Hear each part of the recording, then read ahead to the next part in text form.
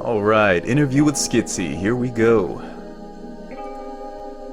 Yo, yo, yo. Hey, what's going on, man? Hey. Hell yeah. Thank you. How you doing today, man? How's your day going so far? I'm doing pretty good. How about yourself? Doing alright, man. Doing alright. Been pretty stoked for this interview, man. Been pretty excited. I'm very stoked too. Appreciate you saying yes to this and, giving me a shot at you. Yeah, for sure. It's like, I wanted to do interviews and stuff this entire time, but I just wanted to make sure I didn't get in with the wrong crowd that was going to try and pull some gotchas on me. Yeah, first and foremost, man, before we even get into anything, you were awesome.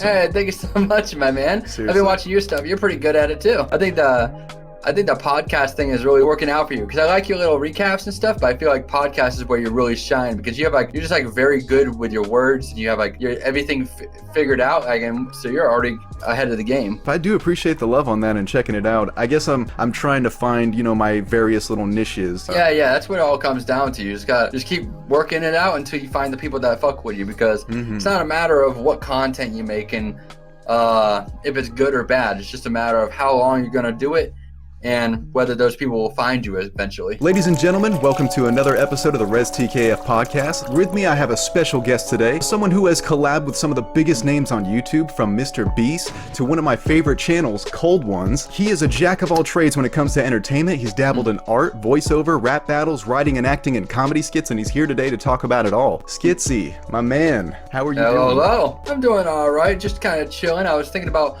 working on my trailer, basically. On 420, this Peppy plush, this one right here, he's like my little mascot. He's going to have his own plushie line happening here in 2 days. So do you want to give the people just a quick little summary of who you are and what you do, Skitzy? Basically, I'm just, my name is Skitzy _VA. I added the _VA just so it could help with branding and stuff after I made a name for myself. You can just call me Skitzy. I'm an artist. I used to do voice acting back in the day for comic dubs and such. I'm mainly an artist. I like to make people laugh. I rock Hawaiian shirts all the time.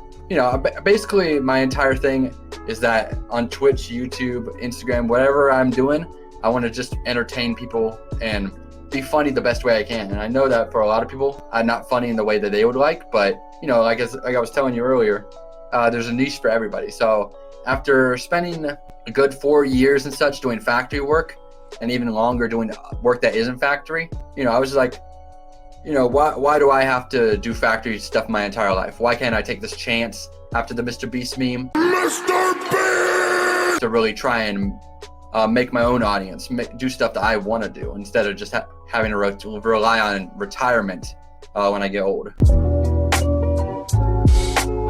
If I may ask, before we get into the questions, how did you create the character of Peppy? And why did that character become your mascot?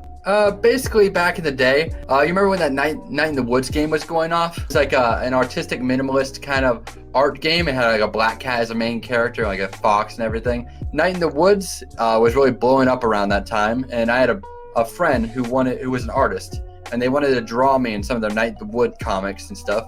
I interacted with me, and obviously every character in Night in the Woods is an animal, not a human. So they asked me to basically make a character of myself for their Night in the Woods thing. So I'm like, okay, one of my favorite animals is a pigeon. I just drew it how I thought it would work out. And after a while, I became like really, really attached to it. I'm like, Jay Schlatt has a little mascot character. I kind of want a little mascot character. So after a little bit of while, I just started integrating him with my branding. Okay. So that just ended up becoming your favorite? I have he's wearing a purple shirt that I used to always wear all the time, and he has like a pompadour, and I used to rock a pompadour back in the day. That's what Peppy used to look like. Peppy's come a long way. Oh yeah, no, I was trying to do the Night in the Woods style for him at first, but then I was like, okay, I'm gonna make him more humanistic, and then I just decided, nah, I'm gonna make him a cute little character. Man, so you're no stranger to some getting your hands dirty in some blue collar work. You've worked in a factory before? Yeah. I've worked in a factory for at least a good 6 years, and then maybe like a year in total of other jobs like Kroger's, Jimmy John's, gas station. Okay, so that explains your diesel caveman build right there, man. You're used to your forearms there, man. Yeah. Done some factory work. Hell yeah, man. That's where you got those hands manhandling some metal. Oh yeah. I remember coming back home all the time smelling like metal. It's a little nauseating. Oh yeah, my best friend, I got his pinky cut off in the factory. Holy shit. Wow. Please tell me they got some workers' comp or something. Oh yeah, no, they got big money, but you know, you can't really replace a pinky. Yeah, it's so weird, and it's very common, and I know in the South it's like that's like a very big thing is, man, I hope I get hurt so that I can just make some money or something. And I'm always, I'm always flabbergasted. Like, you want a lifelong detrimental injury that could affect your whole life just for a little bit of a payout? You know, in the South and stuff, it's really rough out here because everybody's always needs money for something. They don't get paid enough. And I've had those kind of thoughts before, not for money, but for just a day off. Yeah. Because, you know, these kind of jobs are just so soul crushing, and it's like I was all right with my job, but I only spent like 4 years in that particular job, so I hadn't really had a chance to lose everything. Like I remember when the MrBeast meme blew up, and it gave me a chance to really make my own content and want to do my content 100%. After a year or so of doing content, I felt like myself was coming back. Like I felt like I've been punched down so hard into the factory that I was losing my personality. So when I went back into content creation, I felt like I was getting my own personality back. So you felt like that drone work in the factory was kind of graying your life and taking all the color out of it, just making kind of losing yourself a little bit? Yeah. Like for the longest time, I didn't play any video games. I didn't do any art. Yeah. It was just a matter of wake up, go to work, come back, wake up, go to work. Was it just because you were so tired, or was it just like tired, was it not enough time? Yeah. Oh, you were probably just doing like 12-hour days and such, huh? Nah, I was doing around 8 to 9 hours, so it wasn't like the worst stuff in the world, but they also had us doing Saturdays more and more frequently. I worked the second shift, so I'd be working from 3 to 12, and then 3 to 1 on other days. So it wasn't really a matter of they were overworking as much as it. When you think about it, 8 hours or 6 hours is not a whole lot of time to do anything. Gosh, yeah. And it flies by too, especially when you have things on the mind. Yeah, so whenever you want to do something with that kind of job, it's like a whole event. You're like, okay, I'm gonna draw a picture, and that's the thing I'm gonna do today. So that's how it feels with the factory. Is like it was just punching down and making the days not matter anymore. Oh man, I'm glad you're out of that situation. Jeez. So do tell me, what does a week in the life of Skitzy look like? What's your routine? What do you normally get into throughout the week? Usually I work at my day job 2 days a week. That's on the weekends for about 8 hours. I'm only just kind of doing that to supplement some of the bills and stuff. I do pretty all right with my content stuff at the moment. It's awesome. But I usually wake up at around 9 to 11 a.m. And I try to post on Twitter once a day, try to post on Instagram once a day, try to post on TikTok 10 times a day. Like basically I have shorts and stuff of my whenever I do my Twitch content, I like to make a whole lot of clips, which that's a whole nother thing. If I have to go through the clips, then I lay down a whole bunch of markers while I stream, and I have to go through there and clip them all because I don't have a big enough audience to clip them for me. So every once in a while I'll upload 10 clips to TikTok and see how they do, and shorts as well. Isn't that always such a task though? It's like you're working on content creation, you're working on streaming, you're trying to be a human and focus on your actual real life, and then the whole time you're trying to promote yourself with clips and shorts and all that stuff. It's such a full-time job on top of other jobs. I was telling my friend that I'm like, you need to post everywhere, because if you're selling cookies to one place, you're going to have your repeat customers. But if you sell cookies everywhere, then you're going to have your repeat customers plus the new ones that will start to follow you around and be like, oh, he's over there. So you have to like do it everywhere. So post once to Instagram, post once to Twitter, post to TikTok and shorts every once in a while, stream on Twitch for about 5 hours. Monday, Wednesday, and Friday. Then you upload to YouTube every 3 days if I can manage it. What do you like to do for fun? I like to go out to restaurants and just kind of live outside for a little bit. I also like to play games and hang out with my friends on Discord. Yeah, touch a little bit of grass. Yeah. You say you got your name Skitzy from doing skits. What made your start into creating and performing? Basically, back in the day, this was back in the time where Jacksepticeye and all of them were just starting to go off. The giant Let's Play era of YouTube. I saw all of them doing their kind of stuff, and as anyone that usually would do, I started off with gameplay. Wasn't really feeling it, and kind of just dropped off the YouTube for a while. But then me and my best friend started doing some stuff together. It was particularly My Little Pony stuff in the beginning, because I was a brony in the beginning. I don't want to say that out here, but I do feel like it's important. Part of who you that's are, a phase. Part of your past. That's part. I phased out that at some point and just started making regular skits. And a lot of those skits are gone now, because back when I was rebranding as a comic dubber, I deleted instead of privated, so I lost a lot of that.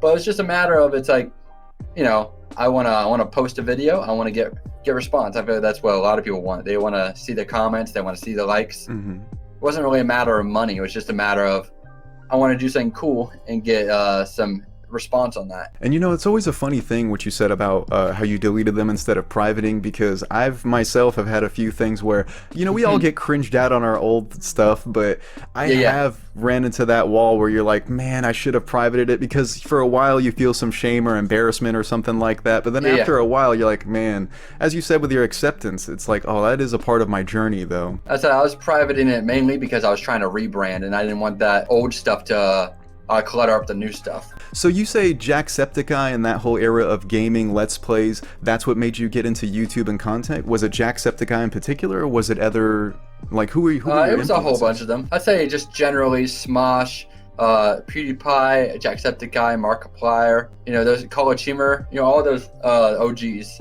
Niga Higa. I love some PewDiePie, man, and it's really cool to see how far he's come with like his vlogs in Japan and stuff like that, and how he's like a family man now. It's crazy. Oh yeah. Where have the years gone?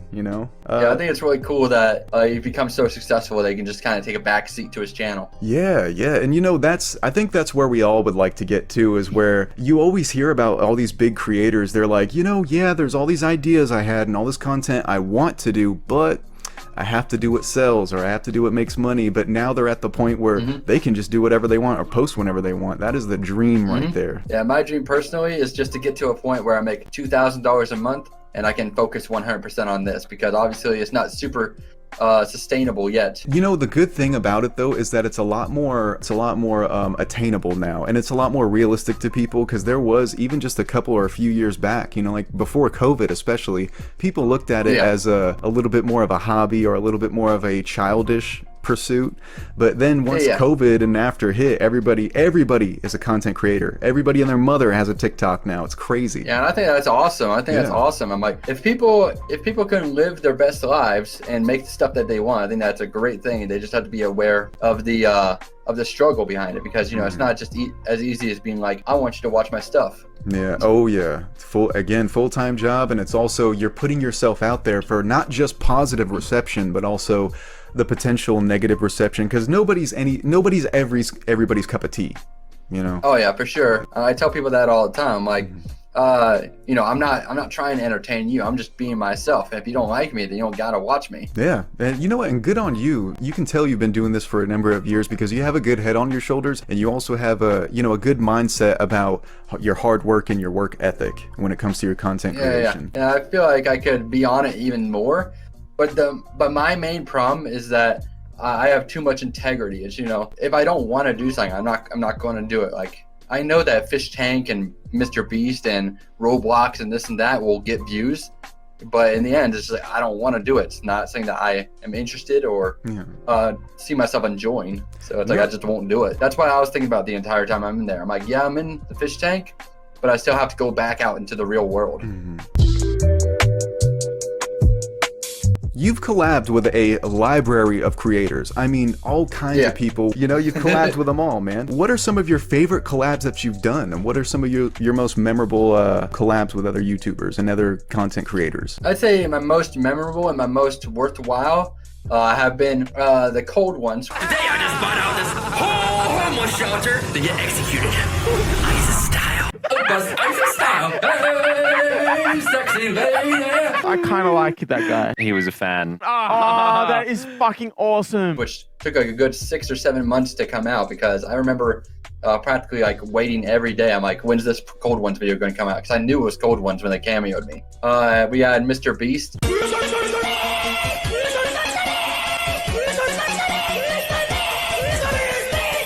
Obviously, when the MrBeast meme blew up, I was just waiting for the clock to tick down on when we would finally interact. And I also really love Stanley MOV. This is my pickle. It is sour warhead pickle. What we do is that if I win, then you eat the pickle. If you win, then I PayPal you $100. Okay, that sounds like a good deal. He's been a great friend, a great collaborator, a great content creator. I just think he's great in a lot of ways. He helped me with a lot of Twitch stuff. So I'd say Stanley MOV, MrBeast, and Cold Ones. Hell yeah, man. So you've been able to get some tips and tricks with these collaborations as well, and build some nice business relationships. Yeah. I also had some stuff planned up with Oompaville. He's dealing with a lot, and it's pretty unclear if it's ever going to happen. Oh, gotcha. I haven't watched too much of his stuff, but I just know that currently that's one of the new poppin' YouTubers. I only ever saw, the most stuff I saw of him was about the whole Too Mad deal. Yeah. I'm sure you're familiar with Too Mad and all that, right? Yeah, I heard about that. I just hope the best to everyone he's messed with. The pursuit of wanting to be a famous or successful content creator, there's a lot of people who they reach that point like him. You have millions of subs, you have great income, you're living a great life, you have a freaking business off of your you made an establishment off of yourself, but yet they squander it by, it's like they're still chasing that pursuit and trying to be this ultimate content creator, but then they just kind of self-deprecate and they'll just wither away their own success by doing that, Oh yeah, no, I feel like a great example of that would be Boogie. Because I used to really love Boogie 2988, but at a certain point, every video he'd just be whining about something. It's like, bro, just fix it. We can't help you. Yeah. Definitely, there's been a lot of people who have shifted with the times, and it hasn't always been for the better. You might stop watching some people because of that, but you know what? At least there's still the great people doing their thing, like PewDiePie, like Jacksepticeye, who are still, I feel, remaining true to their guns. And what they are and what they do. I think that's awesome. Something that I hold close to me every single day, and even in the fish tank and such, is I feel like it's very, very important to keep the Streisand effect in your mind at all times when you do content creation. Oh, elaborate on that. Basically, back in the day, Google Maps was taking a whole bunch of pictures of the cliffside of Florida, I think. I can't remember exactly where it was. And they accidentally found a picture that showed Barbra Streisand's mansion. And Barbra Streisand obviously didn't want her mansion to be on the internet. And even though barely anybody had ever seen that picture and it was not that big of a deal, she told Google Maps to take it down and was making a big stink about it. So by her making a big deal about it, it brought way, way, way more attention to that picture, so more people knew where she lived. So basically what the synopsis of the Streisand effect means is that even if you feel mad, even if you feel sad, if you feel threatened, don't make the biggest deal about it, because the more you make something a big deal, the more people are wanting to exploit that or take a look into it. Sometimes removing the band-aid and pointing at the wound isn't always the best. Yeah, that's for sure. Yeah. You're like, don't make it a target for them to latch on, because most people will barely notice it. Like, you might make an off joke or whatever, but if you keep elaborating why that joke is bad, then they're probably going to notice that it's probably bad. Yeah. It's like being a little bit, when you do so, it's like when you mess up a little bit, but you just kind of like ride with it. The show must go on, rather than being like, oh, wow, I stumped my toe on the stage. That was weird, right? Oh, man, Are we still good? Like, we still good? Yeah, Conan O'Brien on the Cold Ones show the other day said a piece of advice that I'm really going to start taking. Yeah, Hot Ones. Yeah, I messed up. No. Conan O'Brien on Hot Ones said something the other day that I'm going to really start taking to heart. He said that for new comedians and stuff, never admit a show isn't going well. So like, you as far as the crowd is aware, the show is going great. So as soon as you like point out that it's not good, it just kind of kills the energy. Yeah, I remember that he said once your guest points out that a show is bad or awkward, it takes the audience out of it. Absolutely agree. Yeah. Are you so familiar I feel like that's with really important with the Mega 64 YouTubers? Yeah, they're on their podcast. They were talking about that same part that you were talking about with the Conan O'Brien on Hot Ones. That's cool to see that it stuck with so many creators like them and yourself, and definitely me. It's definitely resonated for sure. Have you ever had any times that kind of went awry, whether it be a stream, whether it be a live performance of any kind that kind of messed up a little bit, didn't go as planned, but you had to keep riding, the show must go on? Has that ever happened? Oh yeah, definitely. One of my recent streams, basically we do like dono goals every day for big content ideas. And one of the big content ideas that we made a dono goal for was going to the Golden Corral just as Dracula. This shit ain't nothing to me, man. I got foreigns in the driveway, quads on my feet. And I was 110% that I would have crushed that and I would have made that a great show and everything. But once I got there, I froze up really bad because I have such a fear of being a public nuisance and ruining the fun for everybody that I just kind of clammed up, and I didn't take advantage of that as much as I could have.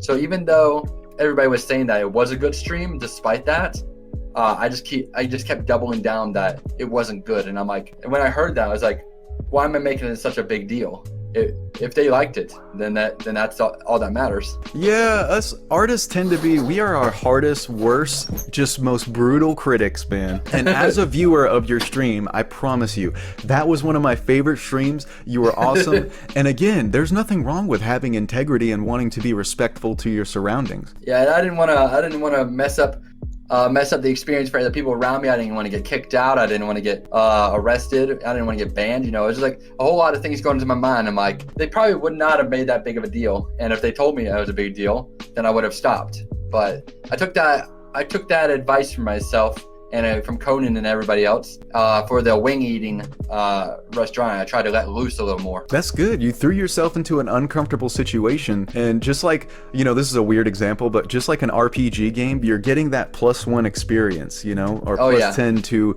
your self-confidence and your performance right there, you know? A big inspiration of mine is Eric Andre, so that's another thing where I was like, why am I taking it so seriously? Because sometimes, especially as like a grown man, we feel sometimes like, am I being cringe, or am I being silly, or do I need to be more mature, like blah blah blah blah blah. But the point of life is to have fun, you know, and and that's something I constantly have to remind myself about too. And it's funny because I think of you, when I saw you, I was like, man, this guy's just a natural performer. And just know that when you throw yourself into situations like that, you're inspiring people. Definitely, I hear that 100%. Yeah, I've been taking a lot of inspiration from those things I'm telling you, trying to put them into my regular live streams as well, because, you know, I just feel like I'm taking these things way too seriously. I have a sticky note right next to my desk that says, don't let people upset you online. But I just constantly give into it. So I'm like, okay, I need to stop worrying about them and just be cringe without worry. We got to tell ourselves 1,000 times, especially with ADHD. I'm sure you get the same, where you overthink everything. And then even when you have a plan, you start to kind of think too much into things where you feel like you don't have a plan. But then you have to remind yourself, whoa, just stick with the plan I've made. Just stick with the plan I've made. Oh yeah, no, I had a real issue with that during the camping stream. We got s'mores, bro. Bro, we got a lot of things to do today, guys. I was trying so hard to make that Wi-Fi and stuff work, and it ended up working out even still. I was like, there's no way this thing is going to be able to do well if it was only 5 megabytes download. But it still ended up going through, so. Yeah, and it was a fun stream, and as you said, that was a testament and test to the show must go on. You seem like a natural performer, though. Were you into drama clubs or theater growing up? Everybody likes to say that I'm like a band kid or a theater kid or whatever, but I actually haven't not done a lick of theater or band. Is it something that you wanted to get into maybe growing up, or maybe something you thought, dang, I wish I would have taken a drama class or two? Oh yeah, definitely. Now, looking back on it and seeing what I'm doing now, I'm like, damn, I really wish I did get into drama, because I feel like that probably could have helped with a lot of things. It could have helped with my stuff back in the day, could have helped with my voice acting. It could help with now. Yeah, I wish I was into it. No, I hear you, man, because I feel like I wasn't either, but I feel like I would have made more like connections and collaborations and stuff. So, but you know, it's never too late. I feel like this whole like social media that we have now, it's like our own giant drama class or theater club. True. Where we all can like collab with Discord or anything like that. It is, you know, and all the people that have connected. You've done the D&D stream with everybody, so there, that's almost like y'all's like little theater club. Oh yeah, that's another example of the never admit a show is going well. I never admit that a show is not going well. Is that was really stressful for me, that D&D stream, because I thought I had it all figured out, but then it was just like really difficult to keep going, but everybody loved it. Yeah, no, I can imagine you're being the dungeon master, you're hosting a stream, you're trying to check chat and check all your equipment and everything. Man, definitely, you did great though. But you deserve more credit on that multitasking right there, especially with someone with ADHD. It's not easy. Do people call you autistic all the time with your ADHD? It's one of those. Sometimes it's hard to get my thoughts out and stuff, and they call me autistic all the time. It's like, bro. They haven't directly said that, but they do say, is this guy on one, or is he stimming? Because my very first couple of podcasts, or my interviews with Ty and Vance, especially the one with Ty, my first one with Ty, people are like, is this guy stimming?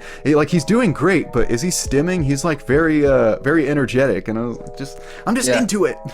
Yeah, it's like, bro, we're trying to be entertainers, and we're also trying to stay focused at the same time. Yeah, you know, and let me digress a little bit on, because I'd love to hear your perspective on this. The modern content that people love, I feel like people are so cringed out by enthusiasm now, like when like with Conan and when you're like, hey everybody, how you doing, or you know, you're trying to pep people up, you're trying to keep the energy up, you're being a host. But I view that as something they will later on want to be like, you know what I mean? Oh yeah, definitely. Like I said, it's like even comes down to a point where people see my bright, colorful background and they think that's cringe because it's like it's not darker. I think it's just like the era we're in is so negative that any positivity feels very inappropriate. Yeah. It's like when you're excited about something, you can seem like off-putting about shit, or they say, "Oh, soy tax," and it's like, dude, I'm just passionate about this. Fuck off. Yeah. Something I always say is that it's like I'm trying to entertain. I'm trying to be an entertainer. And if I just talk how I usually would talk, then it's not gonna be entertaining. So I could just be like, okay, we're gonna play Fallout, or I could say, we're gonna be playing Fallout. Yeah. It's like one is more entertaining to hear. When you're trying to be an entertainer, you're trying to entertain. And if you're just doing it, I don't talk when I play video games. I don't talk very much when I do anything. So it's like them making such a big deal over me being energetic and me being a little more pepped up. Yeah, it's like if you guys had a really quiet stream, you'd be complaining about this. Like I said, that's just why I try not to worry about what people say all the time, is because they're gonna find something to complain about regardless of what you do. You're too quiet, you're too loud, you're too fun, you're too boring. But let's see their content. Let's see their performance. No, they'll find something. Oh yeah, you know, screw them though. You have a passion for voice acting, obviously. In your earlier YouTube career, you began making Undertale voice dubs. Tell me about that. How did you get into that? And it seemed to garner you a lot of attention as well, a lot of new subs and views. Oh yeah, no, that's definitely one of my big achievements. I've had a lot of achievements on the internet because I keep myself so versatile and I do a lot of things. But back in the day when Undertale was still popping off, you know, I kept seeing these comic dubs, and I don't mean this in any disrespect, but it felt like a lot of the comic dubs I see that were popping off were just not very well acted, or had a really bad audio quality. You just felt like you could do it better, basically. Yeah. So I'm like, I'm gonna take a crack at it and see if I can do it as good, if not better. Hell yeah. And I'm not gonna say anything about my own stuff. You can go back and tell me if it's any good. I think a lot of at least half of it is good. But, you know, that's basically, I feel like that a lot of people get inspired by what they can and can't do. It's like, even if it comes from a bad place, it's like, at least it's helping you create. I think that's the big goal, is to create something, because that's part of the fun. Did you draw those Undertale comics yourself? Oh, no. Gotcha. You are a great artist.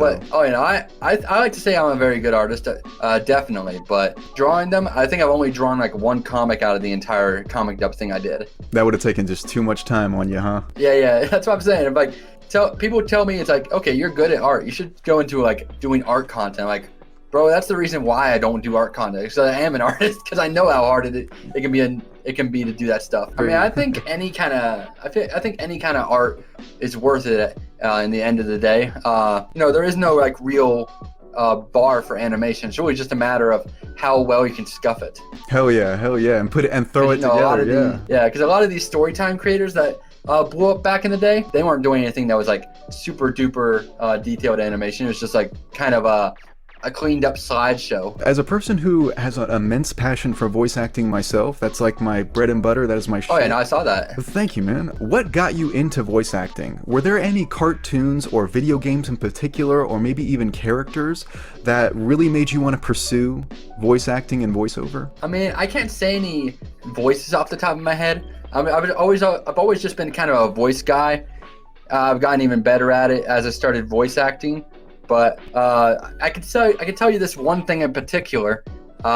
Basically, do you remember back in the day there was like this guy singing a cover of his own song with like a whole bunch of celebrity voices? Basically, it came out as it was like a really elaborate fake, and big ups to making that happen. I remember when this video came out, I really wanted to figure out how the hell he did the woman's voice. Do you have any favorite voice actors or voiceover artists? Oh yeah, definitely. Some of my favorite voice actors are Tom Kenny and John DiMaggio. That's pretty cool, man. Tom Kenny, he's been in it all, man. He's been in it all. Oh yeah, Jeez. and I love Tom Kenny because in the Samurai Jack sequel, he also played a robot, and this was before the wiki came out on it. Like, it was a brand new episode. I was like, is that fucking Tom Kenny? That show is so fucking good, Samurai Jack. Like, anything Gennady Tartakovsky makes, from his Samurai Jack to Primal to Clone Wars, all fucking bangers. Oh yeah, I love Samurai Jack and all of those things. The only problem I have, the sequel to the Samurai Jack was kind of ended in a really stupid way. But it's always the endings. Oh yeah, they said they redeemed it in the video game. He said if you 100% the video game, that's the true ending. Okay. You began dabbling in rap battles similar to epic rap battles of history with the channel Freshy Kanal. MrBeast! Welcome to your final test. I'm MrBeast. What pulled you into the rap game, and how did you end up working with Freshy Kanal to do these rap battles? Basically, back in the day, I started watching epic rap battles of history like everyone else, and I was like, okay, this is really awesome. I want to make my own rap battles or whatever. Sweetie, you're a tasteless man, so we subtle sloppy, and sweet Miss Levin of the Death Eater copy. You're a die-full musical, you seem too cocky. I'm in the top 10 of feeling naughty. So I made my own rap battles, and they were really, really bad. But, it got the attention of these people called epic rap battle parodies back in the day, which obviously I don't really associate with them anymore. But through my connections with epic rap battle parodies, I met Dustin, and he asked me to voice somebody in something. And since then, I've just been working with them. But basically, I've always been looked at in the rap battle community as like the cosplay guy. Ever since I got into the rap battles and stuff, I've really been honing in on my skills for stage makeup and costume design and cosplays. Hence the Dracula. It's actually right behind me. Oh, nice. Yeah, it's actually right behind me. There's boots, pants, hats, makeup, wigs, hats, and there in that closet, there's like a whole bunch of stuff. I'll show you real quick. You must shop at the Goodwill and stuff like that, like thrift shopping for outfits quite often. Oh yeah, definitely. I kind of leaned out. I've kind of fallen out of cosplay and makeup. As somebody with ADHD, you already know. We're in and out of skills every 5 seconds. Yeah, skills, hobbies, passions, all that kind of stuff. And then we want to go 1,000% on it, and then we want to, we'll get back to it. Did the rap battles, did that bring up the persona of the MrBeast? Or was it strictly the meme? What brought on this you being MrBeast? How did you end up doing that? Basically, I was just in this rap battle, which was Song Gi-hoon versus MrBeast, so the guy from Squid Games. And it was just kind of like a one and done kind of performance for me. I'm like, okay, I think I can pull off MrBeast in my face, and I definitely did. And it was a great video, and we left it at that. But then about 2 years later, it became like a really big meme, and everybody had me doing. It really thought that MrBeast announcer bit was so funny that it became like a whole thing. But the thing about it is, I didn't even make it a evil MrBeast thing at the beginning. Yeah. The only reason I made it the evil MrBeast was through like an act of desperation. or like cynicism in a way. Basically, I had my moment in the spotlight and I tried to move on after February, but people wouldn't leave me alone about it. So I'm like, okay, I'm going to do MrBeast. But if I'm going to be doing MrBeast, I'm going to do it my own way. So I decided to do the evil MrBeast thing for about a month or two.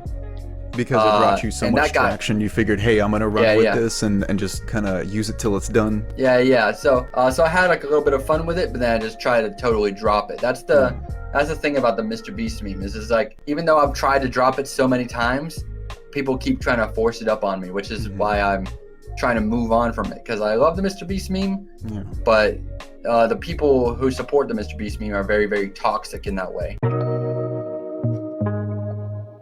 With the MrBeast negativity, you said in Fish Tank and on streams that and even now, that it's brought you negative sides of the fence as well.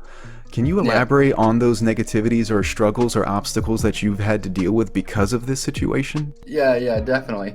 Basically, the meme, I'm not touching the meme. The meme is good. The meme is fun. We all love the meme. It's just that the people it's just the people that came with it. They hit me in such numbers that it completely blindsided me. So I was around like 25,000 on YouTube, and I was doing pretty all right.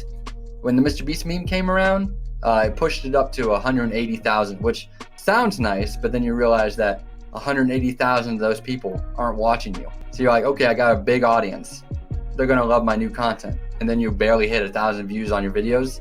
It really hits you really bad mentally, because you're like, okay, so I got a big number, but it means absolutely nothing. Did you think, like, at that moment, were you like, oh man, is something wrong with me or the way I'm presenting this? Like, is something wrong with my content? What did it make you think? I was having a really bad mental spiral where I remember like around June or July of last year, I felt myself really giving into the pressure and complaining about it every 5 seconds. Yeah. I mean, like, why do you guys keep watching me? Why won't you just leave, you know? The fact that you guys are around is just messing with my psyche, because, you know, I'm making content, I like this content, then nobody would watch it.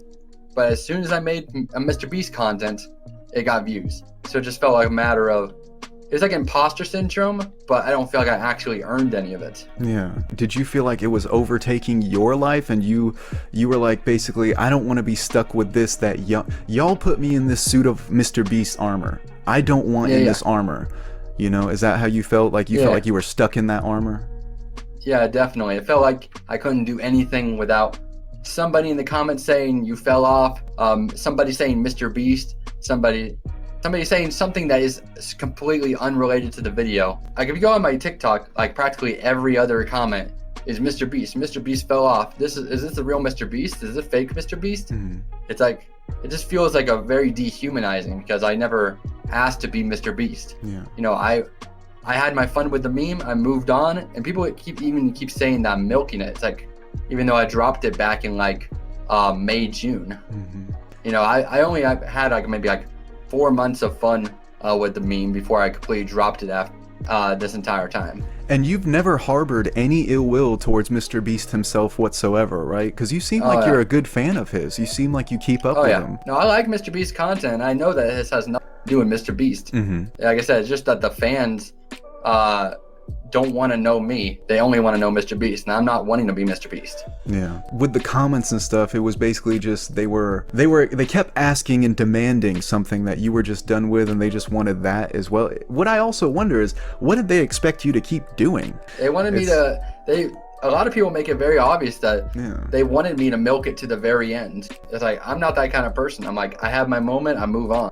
Yeah, it's like, you know, because before you know it, you don't want to be stuck as like the MrBeast impersonator, and then having to rename your channel that, you know. And even still with the Sam Hyde fish tank thing, they thought I was a MrBeast impersonator too. It's like, bro, I was never a MrBeast impersonator. I was just an actor brought onto a friend's project. On one of your videos titled "The Truth Behind the MrBeast Meme," you stated that you got fired for visiting MrBeast for that TikTok that I mentioned. How did you end up losing your job, and why? Basically, my job works on a point system. It was the factory and stuff. I was really low on points and stuff, so I had to make a really strong decision. I'm like, okay, either I stay at my job because, you know, it's my job, or do I take this once in a lifetime chance to make this MrBeast thing happen? So basically what I did was I called out for medical, and the medical thing fell through. So I was hoping that I'd come back to my job and be able to build up a little bit of money to leave on, but since the medical thing fell through, I just lost my job. So they didn't fire me, but they were threatening to fire me, so I just quit on them. Oh. Basically, it was just a matter of beating them to the punch because they were wanting to get some extra days out of me. So you couldn't basically you couldn't fit within the schedule to make it to North Carolina and also work your scheduled week? Yeah, because basically what I'm saying is like,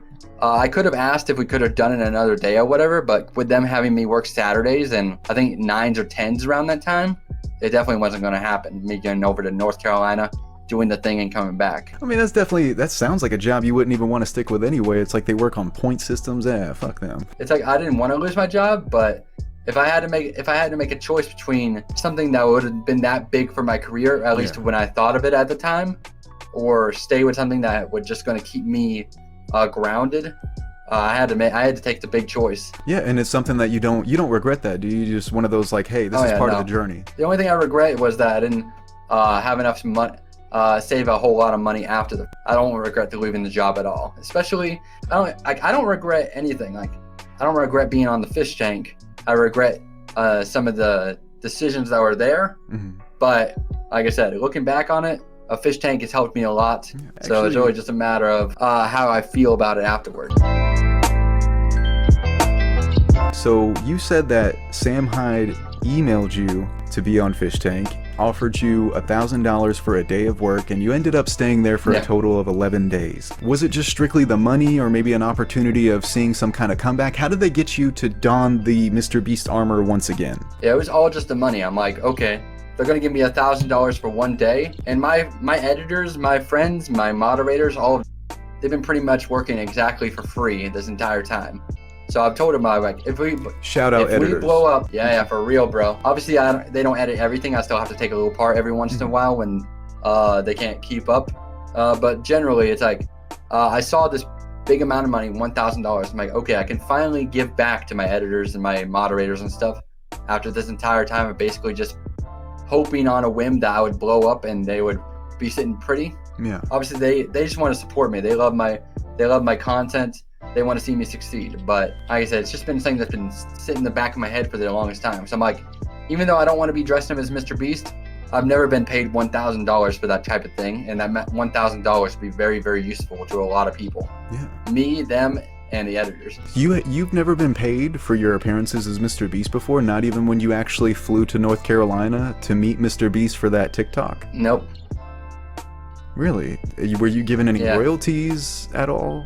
No, I was compensated. Like they got the hotel, they got the flight, they got the food. But for the most part, I haven't really been paid for it, or at least in any quantifiable sum. Yeah, because I saw they sent you Feastables, but that's definitely not like, hey, come on, chocolate's not. I can't pay rent with chocolate. I had some prospects for some good big money with the MrBeast meme, but they never went through. My main money source was through Cameo, and like, if you checked up on that recently, I pretty much axed that as well. Yeah, I remember you said on Fish Tank that it just wasn't sustaining enough for you to really put in the effort to post on there. Your time on the infamous live stream Fish Tank reality show. We established how you got on the show. Yeah. When your first day in the show, you were told to make a speech as MrBeast to, did they give you any kind of thing? You just had to wing everything? I had to straight up improv and wing everything. It's just like, Sam Hyde just told me, talk about MrBeast stuff, basically. So I went off of my fairly limited knowledge of MrBeast and just kind of winged it. Like, I thought it was only going to go for like 10 minutes. Yeah. But you know how it is in Fish Tank. I feel like they just kind of scuff the numbers a lot and just make you go for longer than you ever should. What kind of research did you do on Sam Hyde and Jet and Fish Tank before what did you find out about them before you got in the tank? I didn't know anything about Jet or Ben or any of them.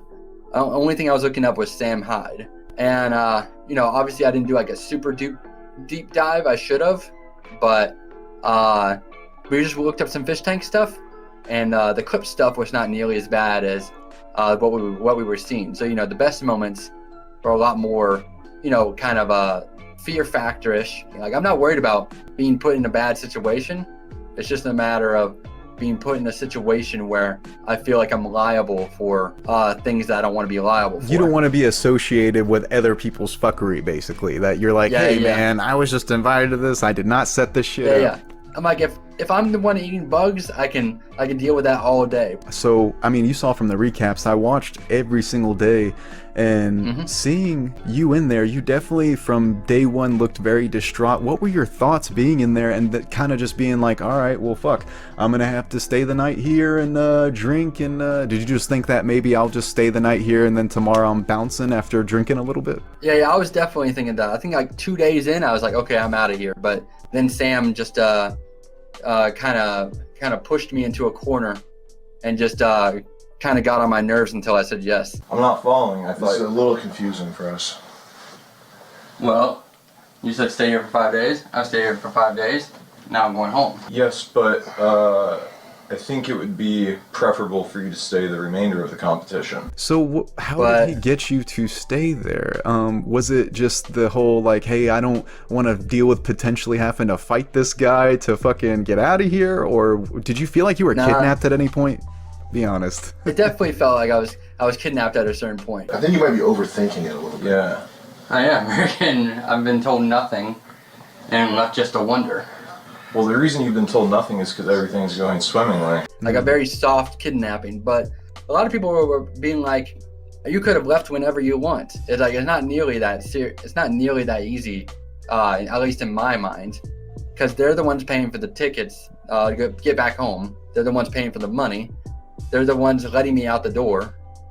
It's like, I can't just say, okay, I'm out without them finding a way to get me back in. So your main concern was if I go ahead and bounce out or whatever, you know, they're not going to pay me at all. I'm probably not going to get the money I was promised, but I would rather get something before I leave here. Yeah, that's what I'm saying. I was like willing to deal with a lot because I was like, okay, I need to do this.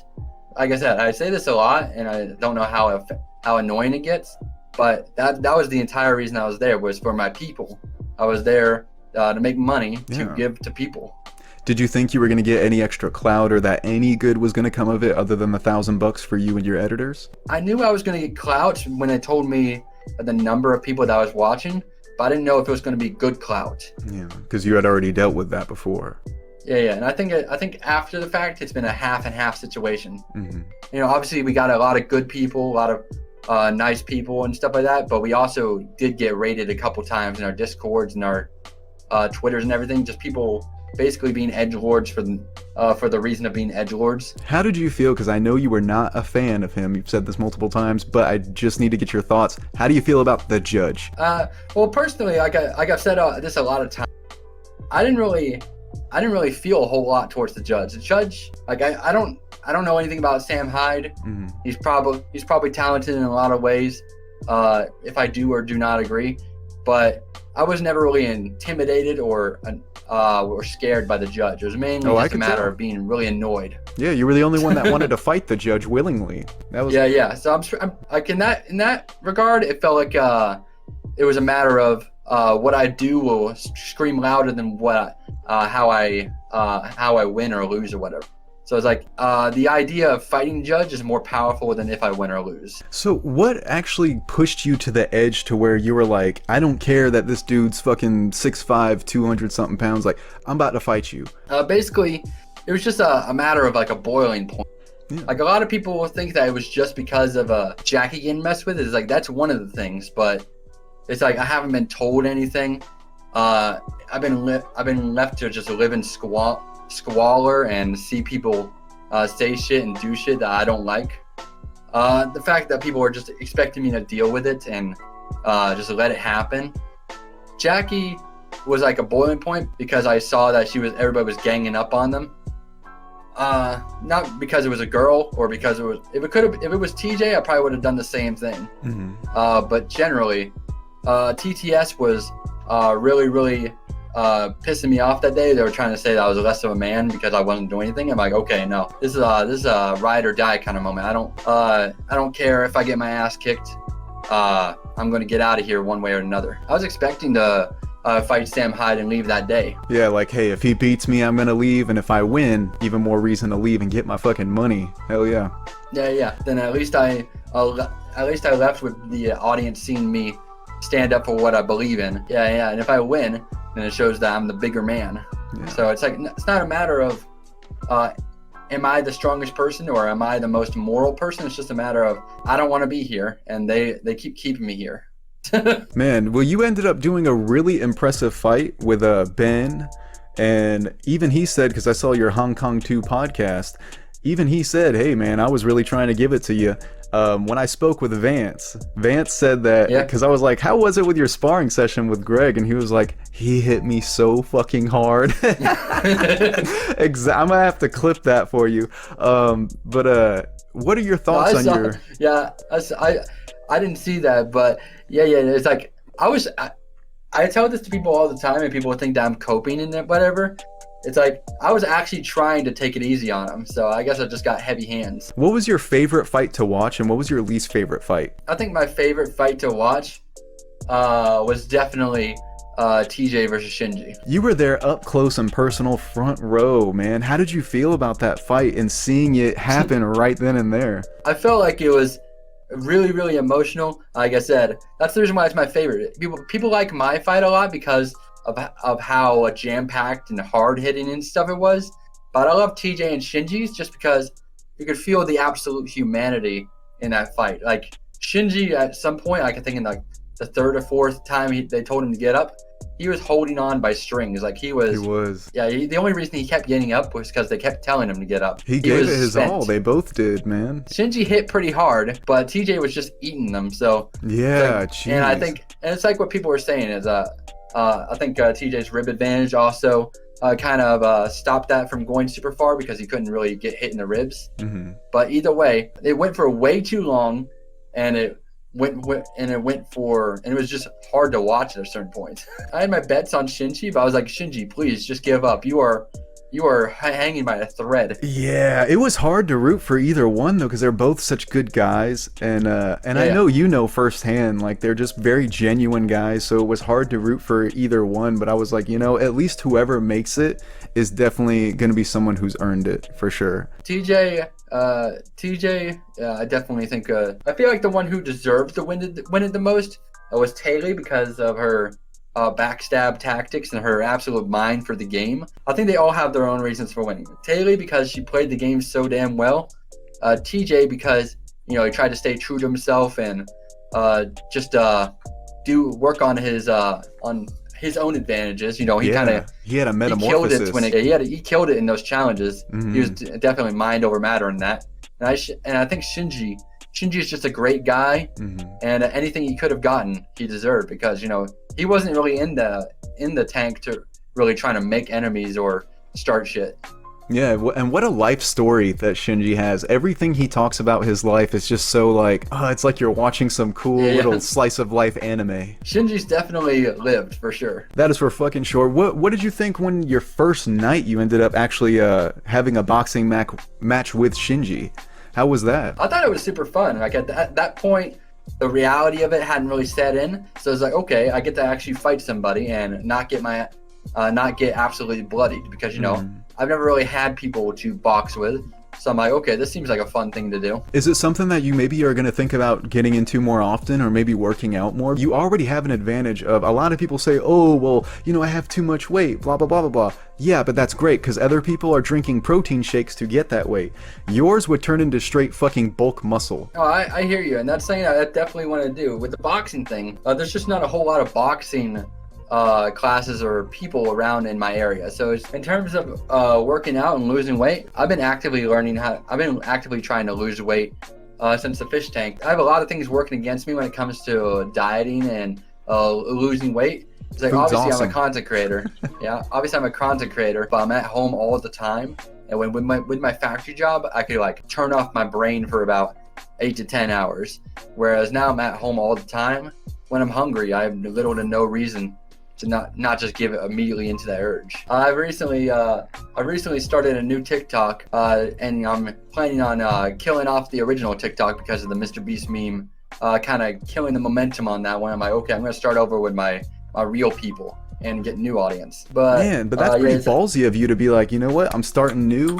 And you know, I don't give a fuck, man. It's a new chapter. That's a great, confident way to look at it. Yeah, that's why I've been saying. I'm like, as much as I love the big number clout that comes along with 1.3 million on TikTok, nobody actually gives a damn about me there, and it just serves as a constant reminder that nobody still gives a damn about me there. So I'm like, okay, I'm gonna start over. I'm gonna find some people who do give a damn about me. Hell yeah, man. Hell yeah. That's fucking the way to do it, man. That's smart. You said you didn't like your time. Well, you've said again multiple times that you didn't really like too much, you know, of your time being on Fish Tank. But is there anything that you feel you've gained from the experience? You know, whether it be, you know, a boost of confidence, a boost of showmanship. Yeah, I feel like I'm on that journey down. Obviously, I didn't spend the full 42 days in there, so I have a little more work to do. But I definitely feel like dealing with this new brand of hater, this much more visceral version of a hater, I'm starting to build a thicker skin. Obviously, the kind of haters I've had back in the day were MrBeast haters, where I didn't really, I got myself in the mode of ignoring them before I went to the Fish Tank, but Fish Tank's got whole brand new haters I gotta implement in my life. So I'm like, okay, I gotta not give them attention. But even without the new haters giving me another chance to find out what I'm weak against, that boxing fight gave me a newfound confidence. Not in just like my life or whatever, but the fact that I've never been in a real like hands-on fight in my entire life. So having that one chance to fight and show myself what I'm actually made of gives me a newfound confidence that I could hold myself up if things did get dirty. You know, honestly, I think the reason why is just you're a fucking cool guy, man. You're really like lax, you're really mellow and shit. You're able to get along with any type of person, so I think that's why, which is a good thing if you haven't been in any fights, you know what I mean, or anybody trying to fight you. So, but I do think that, you know, it's a great thing, both working out and boxing and stuff like that it's great for a boost of confidence, and I also think it helps with small goals. Oh yeah, no, I definitely feel like that in a little bit of ways. You know, I mainly keep myself focused. You know, that's a very funny way to look at it, but you know how there's like different brands and species of ADHD. We all deal with different kinds of things in the same way. It's like I can find myself focused fairly easily, but I have a hard time sticking to one thing. So even though you'll see me looking at the screen and I'm doing the computer thing all day, I have a really hard time sticking to editing, looking at Twitter, doing Twitch. I usually will find me in other people's Twitch chats because for some reason I got like off of the main plot and just kind of went off into another area. Yeah, I mean, hey, it happens, but I think of ADHD as like a superpower as well. You know what I mean? It can help us, as you said, focus into the real passion projects that we have, you know, and we can really turn those into something. The famous question that all Fish Tank wants to know, that everybody wants to know, I've heard people ask this so many times, even Vance, would you go back on Fish Tank? Would you go on season 3 for any reason? That could they offer you anything? Could they do anything different for you to actually go back? That's not the question I thought you were going to say. I thought you were going to say, what does it smell like? So I normally ask everybody that, but I feel like it's the usual answers. But I mean, hey, feel free to answer that one. Basically, near the end of the show, it smelled like rotting meat. Oh man, because I remember people were saying it's like rotting meat. I know you said they had like the protein powder, the chicken poop and stuff on the floor. People throwing up everywhere. Like, man, oh god. Basically, what you were saying about the Fish Tank season 3, all I can say is I wouldn't do it for 42 days. Yeah. Like I said, the difference between if I went on there now versus then is I actually know what the fuck's going on for once. I guess that's the main problem I had with them. Like, I told them this in the tank. I'm like, if you actually just told me what the fuck was going on, I might have just said yes. Yeah, it's some kind of mental preparation. Do you feel different about them any way whatsoever now that you've gotten to know? Because you definitely have gotten closer with a lot of the fish. Do you view them in any way different, whether it be Sam, Jet, the cast and crew? You seem to also have good standings with Chris and Ben when you talked with them on their podcast. So I don't think that there's any tensions or animosity, but do you feel different than when you didn't like them at all when you first came in? Well, I went into the Fish Tank with a self-prepared mindset of this is a bit, these are characters. So the way I've seen it is they're good people until proven guilty outside of the tank. So that's the reason why I've gotten along with a lot of people because I'm like, okay, these are brand new people. When we went out to the bar after the fact, they showed a whole nother version of themselves that I was a lot more comfortable with. So I'm like, okay, so as long as they steer clear of the shit I don't like outside of the fish tank, I'm willing to be friends, talk with them, chill. You know, as long as they drop the act. Yeah. It's like as it is right now. The people, the friends and stuff I made during Fish Tank, I've made it very clear. Don't talk that way with me.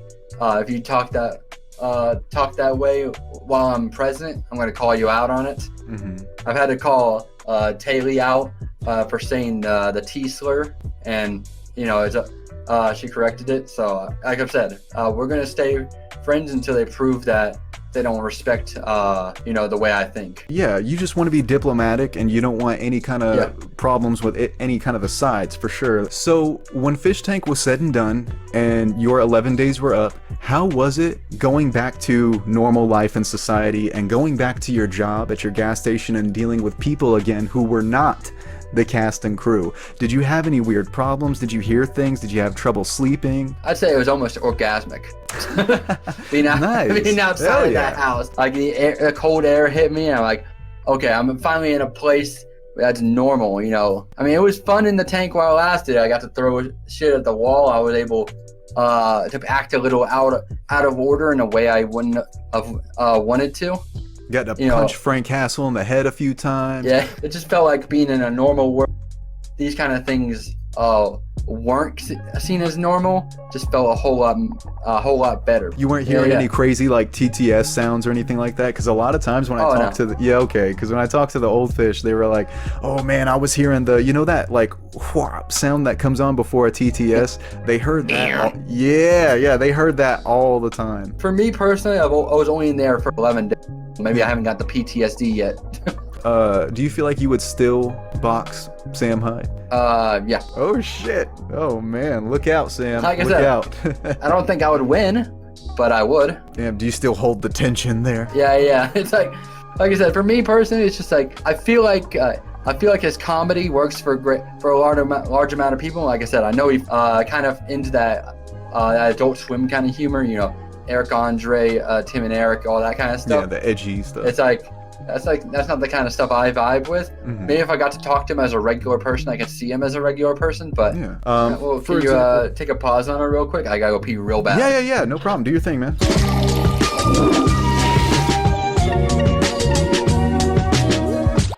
What conventions do you like going to? What type of conventions do you like? Like comic style conventions, anime, cosplays, and what about conventions do you enjoy so much? I think this is gonna be controversial or non-controversial to whoever is listening, but I like every convention. I've been to a lot of them. I mean, I tend to go towards ones that are more social, so you know, tech and that kind of stuff. Those kind of conventions I don't go to. Yeah. But Comic Cons, anime cons, furry cons.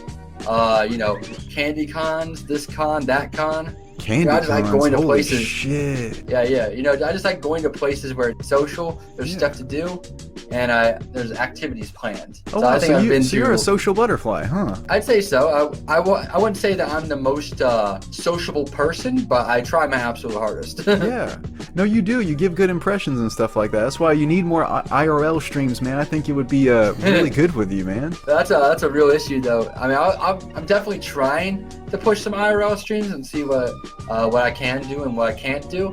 But at the end of the day, I really need myself an IRL backpack. Yeah. Basically, it's like a little tech setup where they see 4G setups around the area from Verizon, TNT, all those cellular things. They grab it and they bring it towards you without you having to have the cellular plan. That's sick, dude. And they usually have like solar panels and shit like that too, right? Yeah. And since IRL streaming relies heavily on 4G or 5G or whatever, that's would be really helpful to have. Sadly, though, it's very expensive. Yeah, with IRL streams, it's a very throw a rock in the river type deal. Like I said, I thought the camping stream would have been absolutely shit because of the 5 megabyte download. So your thing is like you're trying to brainstorm more ideas of places to go and activities to do during the streams if it were to be IRL? It's like I definitely want to take it to the streets and do crazy stuff for the stream. You know, IRL, doing it in my house, this, that. You know, I want to do big things that are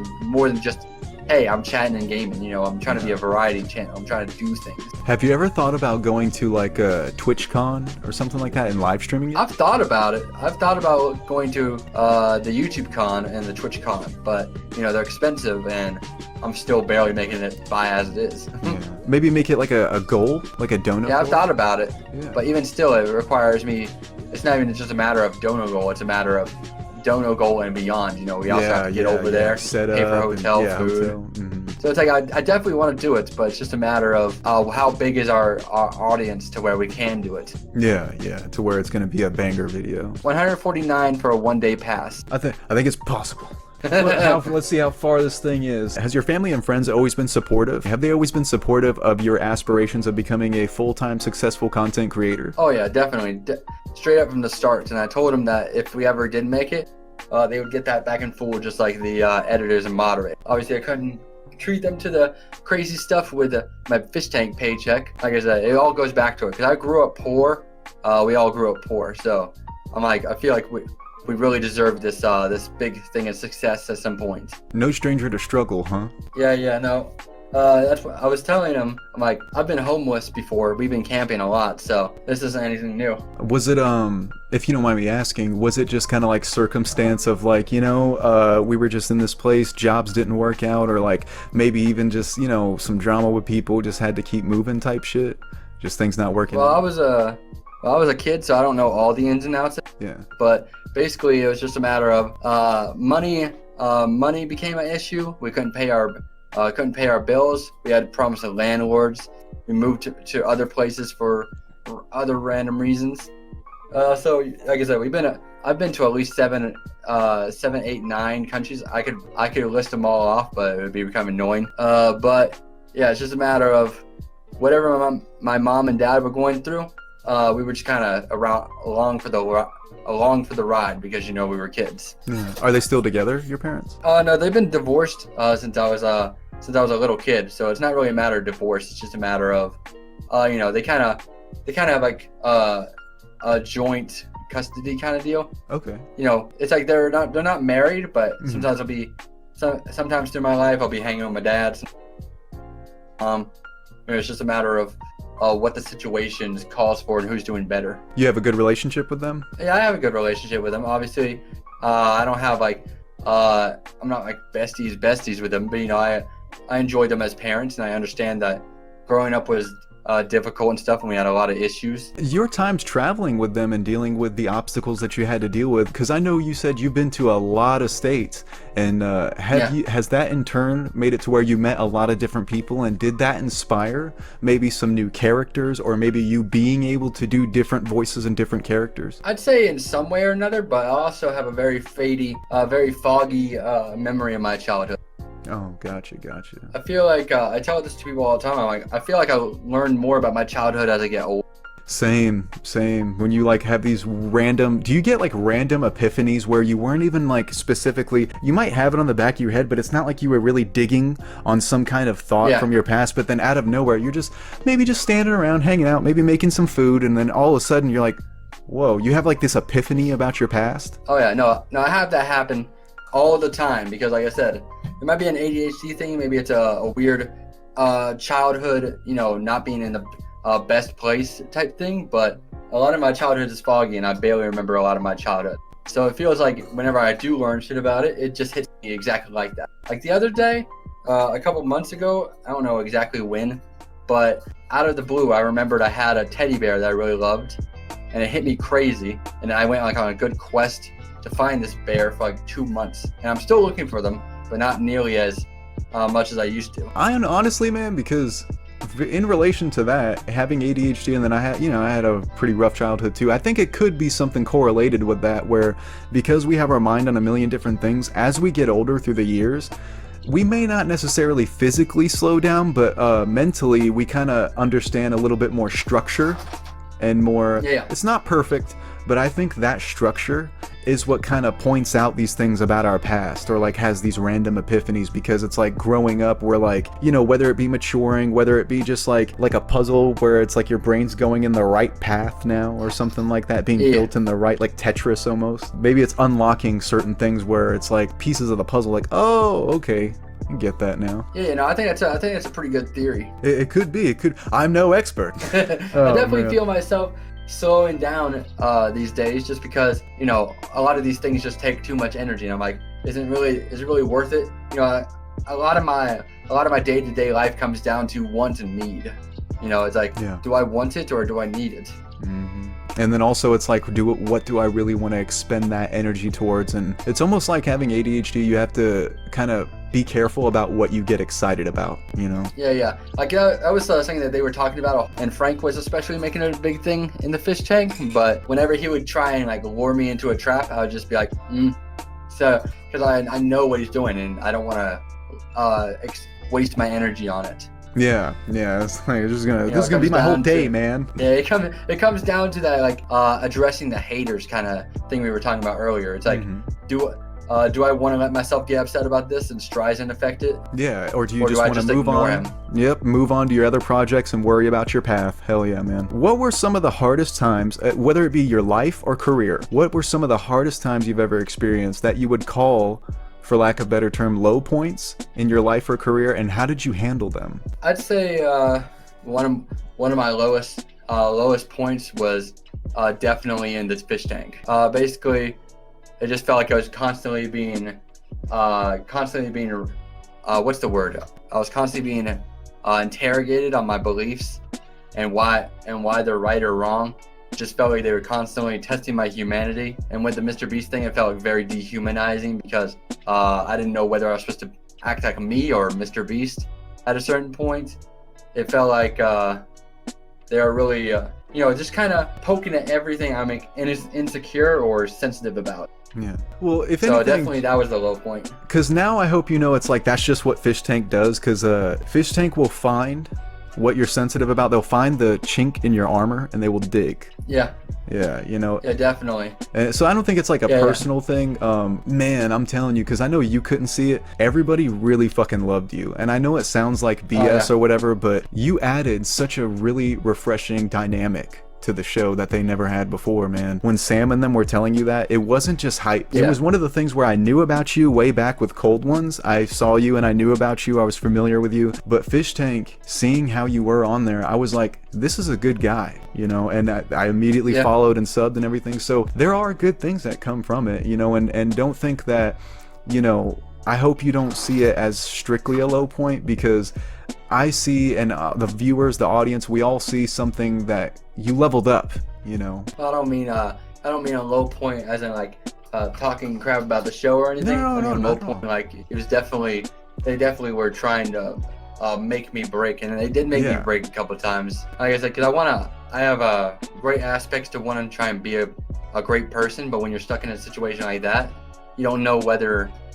to react or just let by. Like, yeah, a lot of things did make me very, very uncomfortable and close to breaking. And like I said, I did break a couple of times. When you have a bad day, how do you remedy a bad day for yourself? Well, I think there's a couple ways to go about it. Me personally, whenever I'm having like a particularly bad day or tiring, I usually go out and do something social, which is the state of Tennessee, there's not a whole lot to do, so I usually just go to a restaurant. You know, get some good food, talk to some cool people. You definitely like Chinese food. Oh yeah, no, I love Chinese food. Even when I looked at your oldest videos, you were repping Chinese food, and I was like, if he's going to the same spot, they fucking love this guy.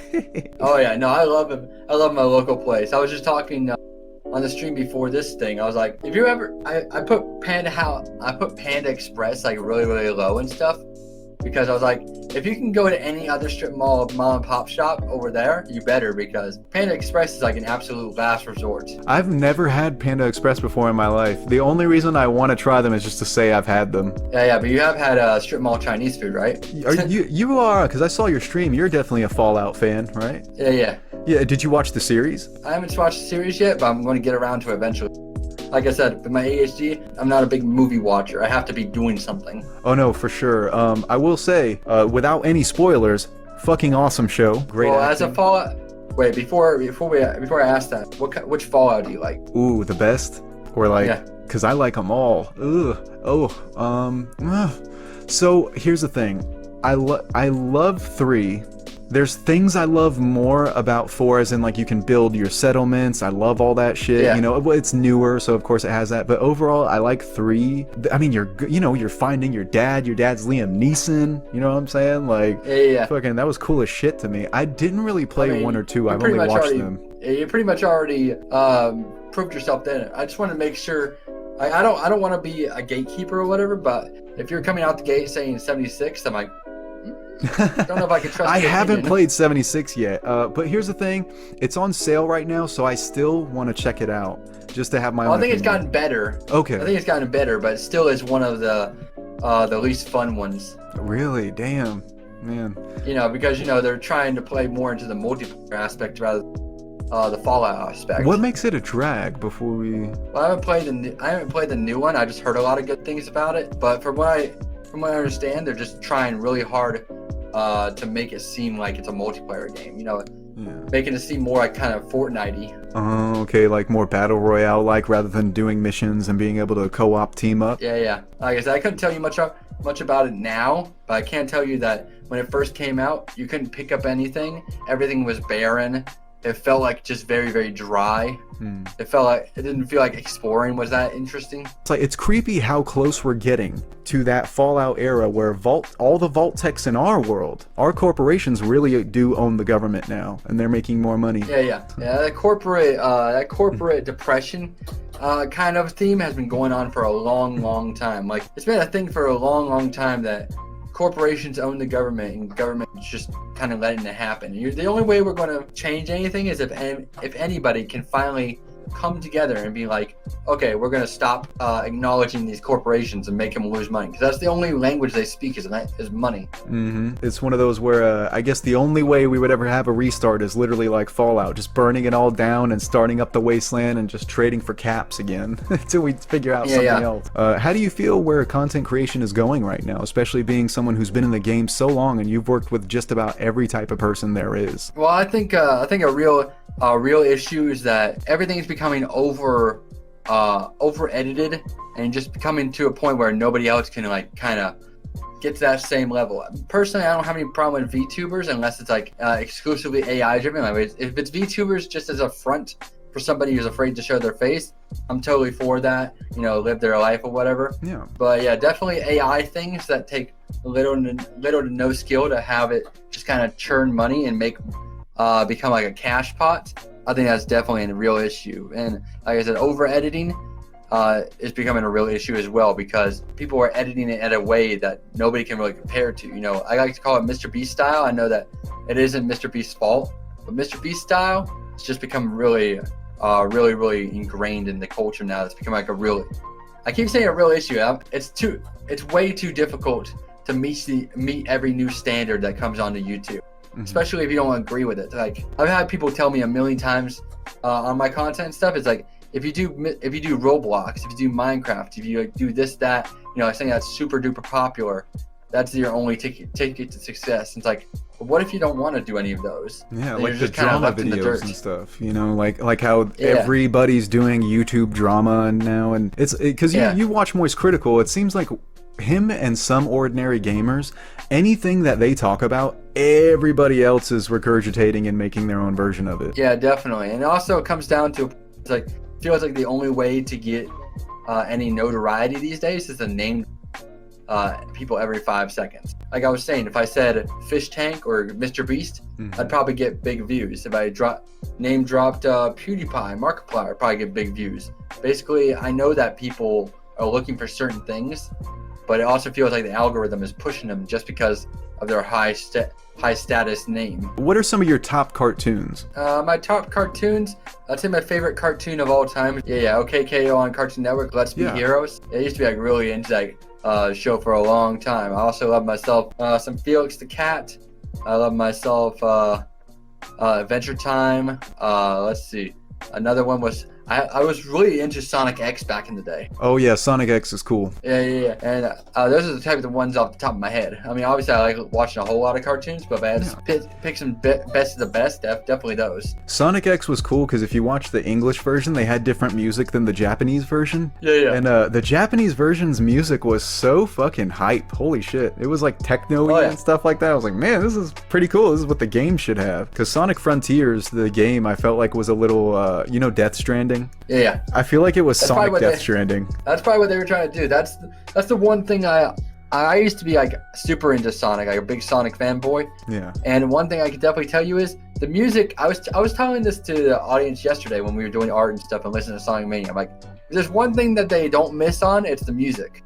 But they fuck up so many games trying to be different. It's like, bro, they keep losing the plot and just doing stuff that people don't want. It's like you could just like copy everyone else and do something. It's like, bro, it's not that complicated. Go fast. Yeah, I guess that kind of also falls into video games. What are some of your favorite video games? Some of my favorite video games is Spyro: Year of the Dragon, Crash Bandicoot, Wrath of Cortex, Morrowind, Cult of the Lamb. I like Fallout 4 a lot. I know that's very, very controversial, but I just think that I love it. I love Fallout 4. Yeah, it's like I like New Vegas and stuff with the story and characters, but Fallout 4 I think has some of the best gameplay, like the best gunplay and stuff like that. I will say that Fallout 4 has definitely one of the worst stories of goddamn ever. Yeah, it's the little mini stories and the conversations you have with the companions is what gets me. But I agree that the story was kind of like the whole, because you beat it, of course, right? Yeah. Yeah, Sean like your thing was son. so goddamn annoying. Yeah, like fuck you, Sean. It's like in the other games, they had like a story, but it wasn't like pushed on you. You're allowed to be your own character. Where this one was like your only character trait was, I'm looking for my son Sean. Yeah, and even with the 3, it was like, if you did fucked up things or whatever, he would say, I've heard about the things you've done, they weren't right. And in this one, it really doesn't matter if you're good or bad, because karma's not a thing. So, I feel like that kind of, because karma was kind of, it was nerve-wracking in 3, but it was kind of fun. You know, you really felt like you were the bad guy if you got bad karma. You really felt like a good Samaritan if you got good karma. Yeah, give me a second. I actually cosplayed that one motherfucker from Fallout 3 that wants you to blow up the place. Yeah, here he is. This was like way up back in the day. Nice, dude. Did you blow up Megaton? I might have. You might have. What's something that you've been obsessed with lately, and are you a collector of anything? I'm a collector of many things, but at the moment, I've been collecting a lot of these Mountain Dew bottles. Yeah, trying out every flavor, huh? Yeah, I've been collecting these things since 2021. Oh, fuck. How many would you guess that you had? I'd say I at least have a good 22. Like I said, if we want to go through the entire thing, then we obviously got collecting cosplay stuff, collect like potion bottles and trinkets, like coins. Yeah, see that health potion you got stuff. there. That was more like Skyrim memorabilia, but I'll show you the kind of thing I got. Give me a sec. We're going on a field trip real quick. Ooh, Greg Cam. Oh snap! On Greg Cam, y'all. Greg Cam exclusive. I'm gone, so I'll just show you.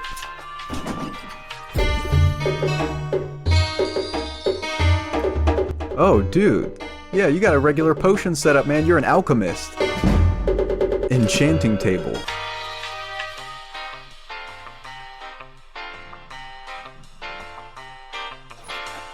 Okay. Yeah, so there's that. You're an alchemist, man. You have your enchantment table and everything. Yeah, I was really obsessed with that for a minute. What are some of your current favorite movies, and what are some of your all-time favorite movies? I'd have to say one of my favorite movies is Guardians of Gahul. It's this animated owl movie, and that's about the only one I could say off the top of my head. Yeah, I heard you talk about that on your stream. The action, or how the voices are, or just the plot. What is it that's captivating you about that film? I'd say all of it. The cinematography is really cool. The voices are cool. The characters are cool. I don't know what it is about it. It's just whenever people ask me about it, that's the first thing that comes to my mind. A lot of people like to shit on it, but I think it's really cool. What advice do you have for an aspiring content creator or streamer? Someone who might be struggling with their start or finding their big break? It's like what I say to all my friends and people who are trying to make it as well. Yeah, I haven't made it, but I'm just slinging advice in the best way I know how. Basically, consistency is key. keep up with the variety. You know, try not to stick with the same thing over and over again, unless, you know, something blows up, in which case try to go with what works and stuff. You want to keep doing things that are new and different, trying to find your new niches. So yeah, consistency, variety, and technique. So post everywhere, make your chances of success even bigger and bigger. It's gonna be very, very tiring, but I think the wider you spread your net, the more fish you're gonna catch, type deal. And this is a thing that I think about all the time. But I have a sign on my door. You might have seen it. That says "Live your life in color," which basically just means, despite what people say and try to bring you down, just live the way that you know how, in the most fun you know how. So basically, live how you would, regardless of how they try to bring you down. Yeah, when people say live your life in color, I mean live it to its absolute peak. Yeah, live to 100% to the fullest.